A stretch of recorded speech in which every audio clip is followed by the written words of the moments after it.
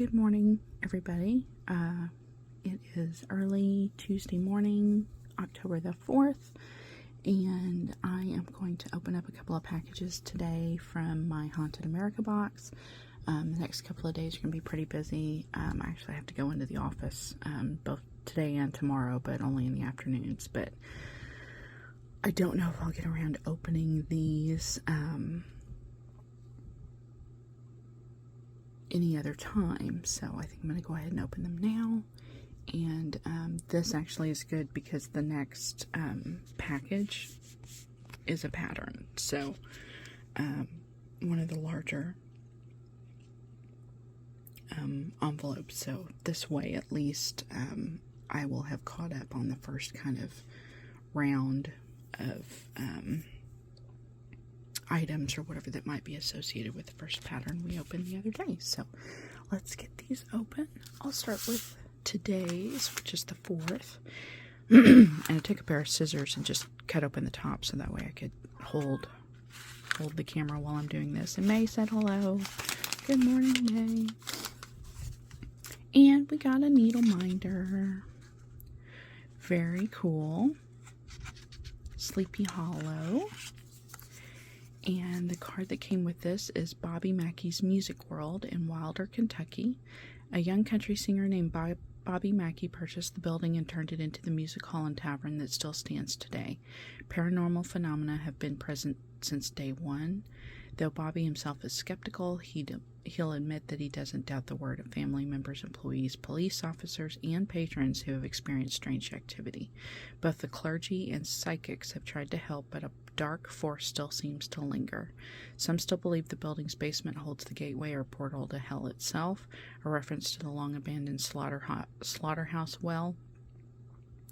Stairs near the well in the old slaughterhouse have been deemed the stairs that lead to nowhere.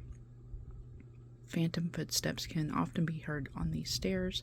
A former caretaker that lived in the apartment upstairs claims to have been demonically possessed by the spirits. His exorcism was performed in the club by a minister.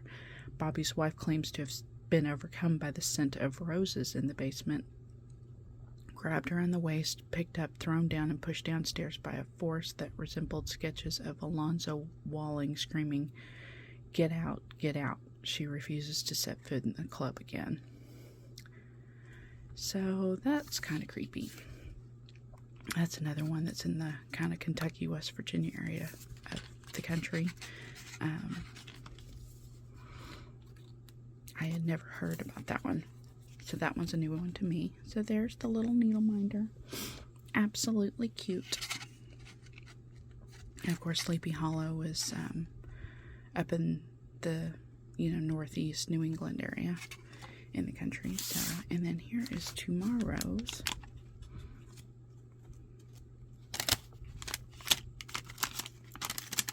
Cut this one open, but didn't open very well. Oh, and it just hit the floor. Hold on. Okay, so this is for the 5th. That was this one. One of the little thread drops flew out and hit the floor. These are really cute, really sparkly. They're acrylic, and this one has little bats on it, which is really, really cute, and moons and stars.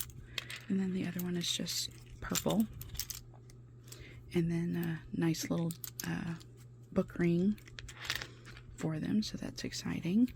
And then the card is for the Crescent Hotel in Eureka Springs, Arkansas. The Crescent, restored, is still open and more popular than ever, in part because it bills itself as America's most haunted hotel. On the ghost tour, they tell you these stories. Michael, the stonemason flirt from Ireland, falling to his death during the hotel's construction, now and forever romancing guests in 218. Brecky, the 4-year-old boy taken up by an illness 100 years ago, lately playing in the hall and photobombing tourist selfies and snapshots. Theodora, 80 years dead and still trying to find her key in the front of room 419, an obsessive-compulsive packer of guest suitcases when angry.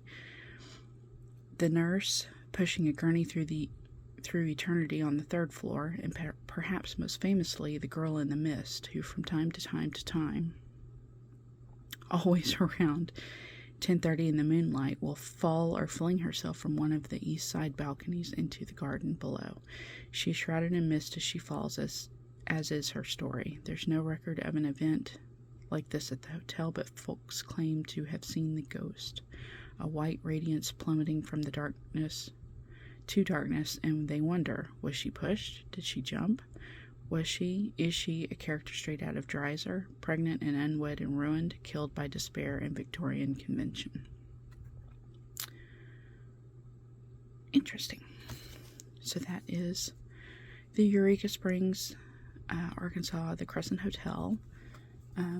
So I guess at this point, since there is probably going to be 31 of these, you could probably plan an entire trip in the U.S. and visit all of these creepy places. So that is really interesting. Anyway, these are really, really cute. And if you are curious, the way she makes hers, so the large hole, of course, is for the floss, but the smaller hole is for, like, if you have, like, current strands you've pulled that don't go back, you can't put it back on the skein or whatever. Usually I just kind of loop them to the side, but she creates a separate hole for your extra threads, either that have been cut off and you still want to use, or they've been pulled from the skein and you haven't used yet. So these are really cute. And the green one is just, or the yellowy green one is just glittery. Just has glitter on it. And May says hi. She's down here being silly. Alright, everybody. So there are a couple more days of spooky goodies, and I will see you all later. Take care. Well, hey y'all. I'm actually muting the recording of the audio on this because the people that I was with at the baseball game were, I was with a large group of people, and so I didn't want their voices or whatever they were discussing to bleed in over this video. So this is actually from Wednesday evening. A couple of people from my office, my work team, got invited to the Rangers game, Texas Rangers, who play in Arlington, Texas, and this happens to be the night after the Yankee player hit his tying home run with Roger Maris. So we were there like the next night, and he was off that night. So no more home runs were being broken or anything like that, but the Rangers did win, so we got to see a win, so that was nice. Hey y'all, I'm going to open up these last few of the remainder of the first week of October. These are the 31 Days of Haunted America from Fangirl Fibers. I'm going to kind of blow through all these through, I think I got through the 9th, just because the rest of the week's is going to be pretty busy, and I thought I would open all of these at the same time. Hopefully these will all either be related or will be extras, maybe to kind of fill in the few days that maybe we don't have something associated with a pattern. So this first one, though, is obviously a pattern. So this is the 6th, which is Thursday.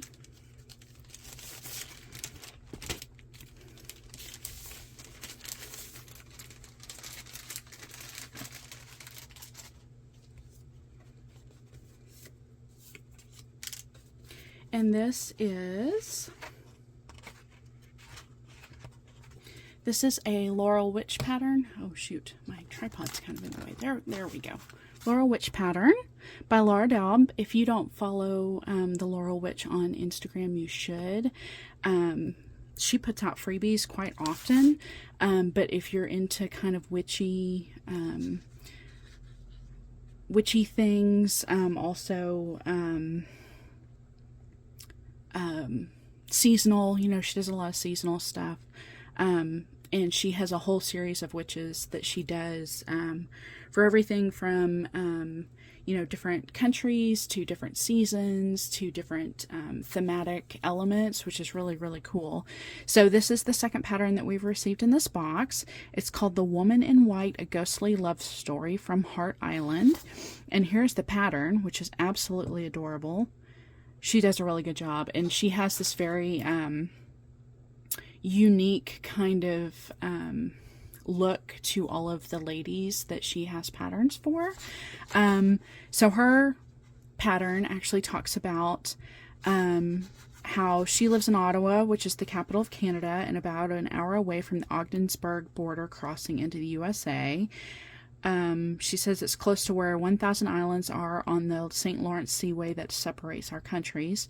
Tourists from both of our countries come to tour a particular island on boat tours of the 1,000 islands. Heart Island, owned by the United States, is part of the town of Alexandria in Jefferson County, Alexandria Bay, New York.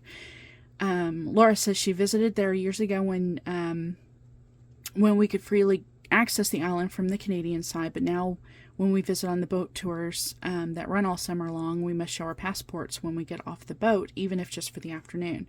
The island is appropriately called Heart Island because of a true love story, but it's also one of those wonderfully spooky, traditional woman in white, tragic love ghost stories we love to hear about.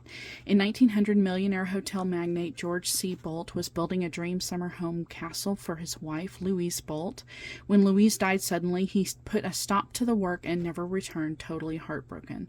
Bolt Castle lays untouched and derelict for 70 years until the Thousand Islands Bridge Authority acquired the property in 1977 and revitalized it. Apparently people see a woman in white, and visitors have heard all sorts of things there, even though she never stepped foot on the island.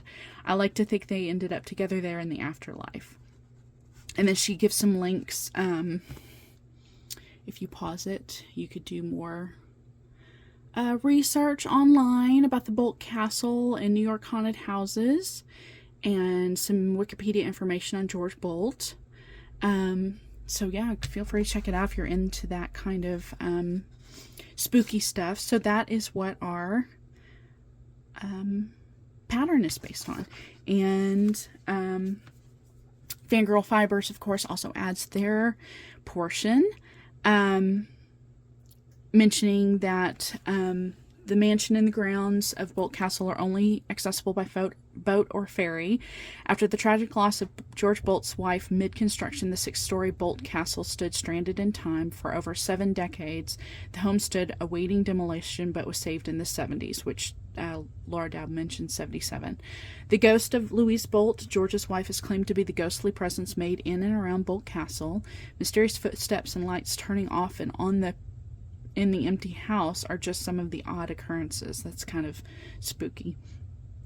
People passing by on boats have claimed to see a woman standing near the boathouse that resembles Louise. So, yeah, so that's really exciting, or interesting, I guess, that this pattern, you know, spooky, is based on an actual haunted part of America, and it's nice that the Laurel Witch found a way to kind of incorporate that into, you know, her personal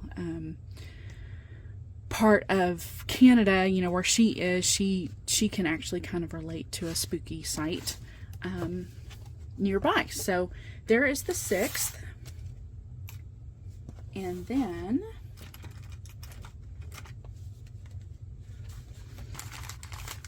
this is the 7th, which feels like floss, and it is.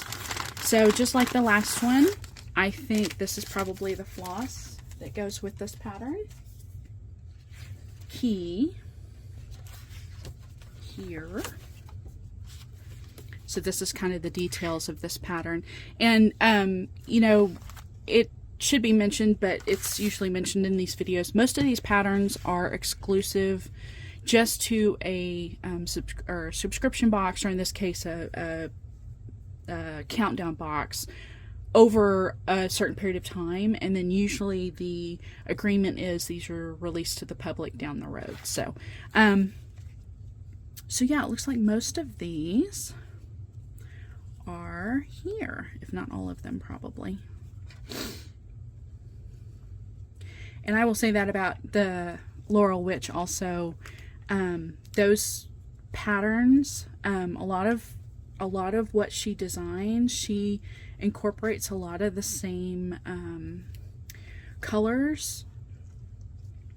You find that with a lot of designers where you know, they have kind of a palette that they really enjoy, or they have maybe not a palette, but they have a sense or a tone of color that they really enjoy. So yeah, so these definitely all go with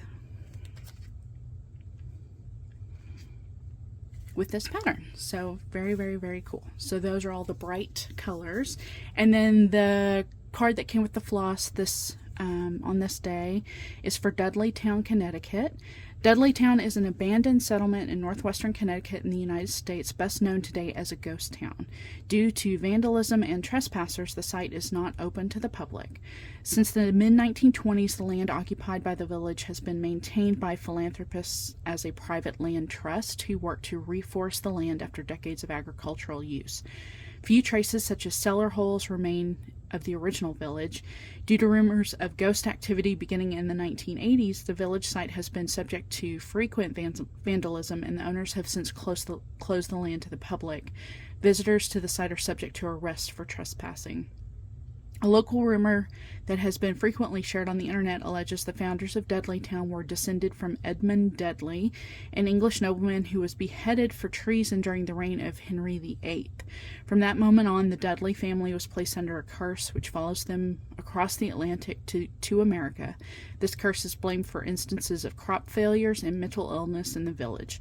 The movie The Blair Witch Project was also inspired by this abandoned ghost village. So, yeah, the Blair Witch Project, the original movie, the first movie, we actually went and saw that at the theaters, and that one kind of, for the time, it was unique, different. It was kind of one of the first movies filmed that way, and it scared the life out of me a little bit. I had some problems for a while.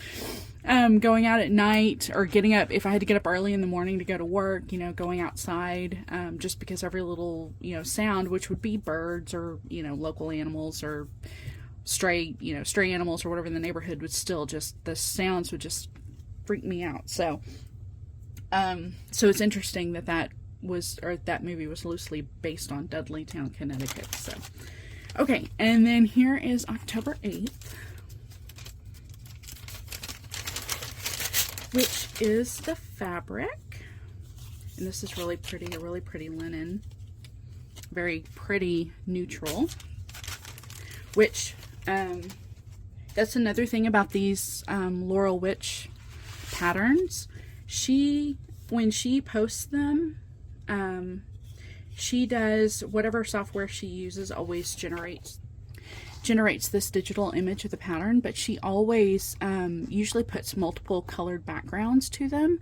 So sometimes it's kind of interesting to see what this would look like on, say, a black background, or in this case it's a teal background. So to have this very neutral linen is really kind of interesting, but I do notice, especially this color, some of these colors around the edge, depending on what they are, it's probably one of these three. A couple of those are going to be very hard to see, so I may substitute maybe an actual colored fabric just so they stand out a bit more. The yellow probably won't have as much of a problem, maybe, unless they show up okay on that linen, but I might be concerned a little bit. That actually looks more like this goldish orangish color, so that wouldn't be a problem, but I would be concerned a little bit about the tan around the edges. But it is a very, very pretty fabric, so that's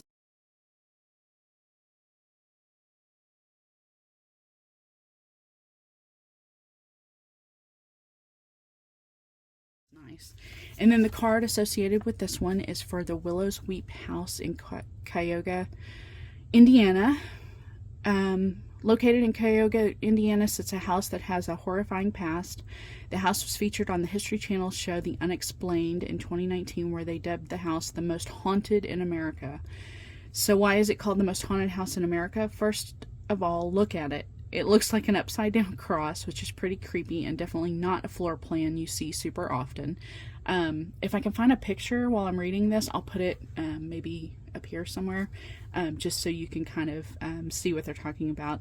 Willows Weep is the name of the Indiana home that's said to be super haunted. And while you hear the reasons behind the hauntings, it definitely makes sense that this place is considered one of the most haunted places in America.